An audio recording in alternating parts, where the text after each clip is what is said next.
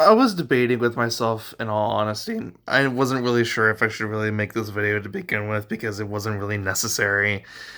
A simple tweet on Twitter sufficed enough, and I did it last night before I went to bed. But something, I don't know, I just felt more compelled to do it because just of how it infected me when it first happened. But Etika, he died. It's been a year now. It's been a year now since he um, killed himself, and his body had been found in the river. And it's still just as unbelievable as when it first happened. I remember when, you know, he was first gone, when he just disappeared, right? And no one really even knew if he was dead or alive or not. And I was just, part of me was brushing it off the whole time because I was like, he's alive. There's no way he's gonna be found dead. And I was just kind of brushing it off the whole time because it was unbelievable for me to think that someone would do that. Someone who has so many people who care about him. There has to be someone that would have stopped him, or he would have just stopped himself and have come to his senses. And then and then it happened, and there were articles that said that his body had been found in the river, and he was gone. He was dead. And I was beyond shocked. I was in my room, just sitting down, and I couldn't believe it. I was reading it, and I saw it, and I didn't know how to feel then. And it really messed me up for a few days because uh I don't know. I felt like I had such a personal connection to him, and I felt like I could have done more as a fan, but there wasn't really anything I could do, and it wasn't, there wasn't anything, there's no fault on my end. There was nothing I could do, right? And there wasn't anything that a lot of people could do.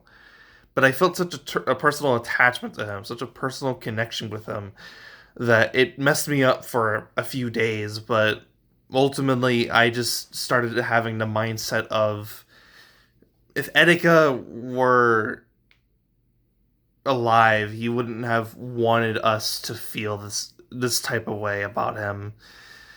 He wouldn't want us to be sad. He would want us to be happy and remember the good times and the good memories, uh, about when he was alive and the stuff that he did do when he was alive, and all the great moments that happened in his, you know, through his content.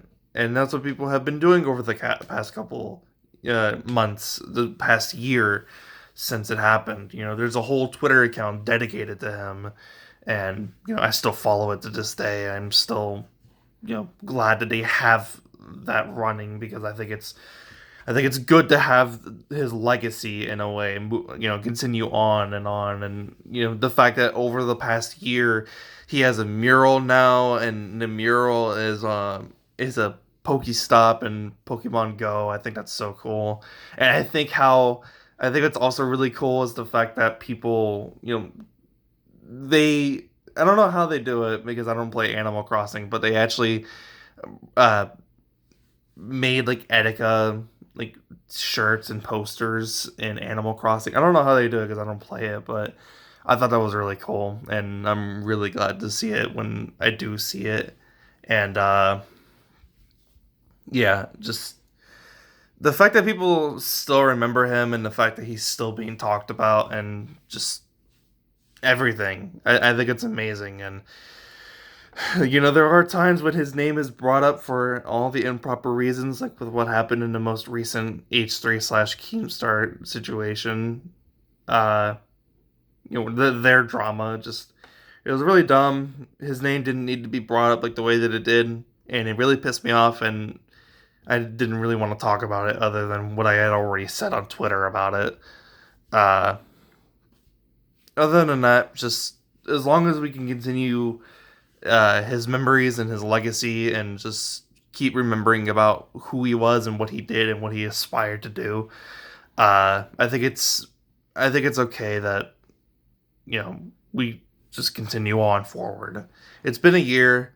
It's for some it's been a really rough year because some people saw Etika as like an scapegoat to go and bring in a smile to their day or to their life, and now he's gone, and some people don't have that anymore.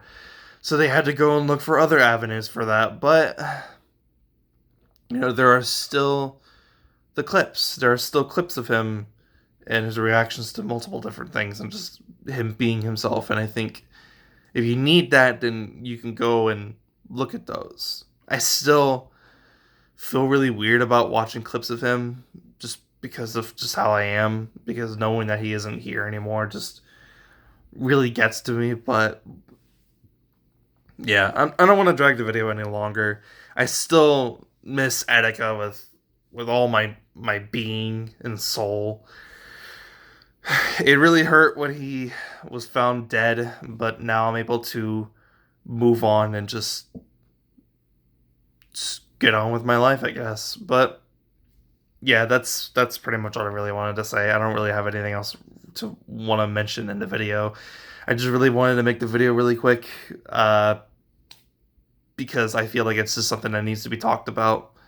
That it's okay to miss this content creator. It's okay to feel this type of way. It's okay to feel this connection towards someone, and even though they're gone, you shouldn't forget them. You should always remember them and who they were and what they did, and to always have yourselves a damn good one, as Etika would put it. So yeah, no fancy editing or anything. Just simply me talking. That's all I really wanted to do. See ya.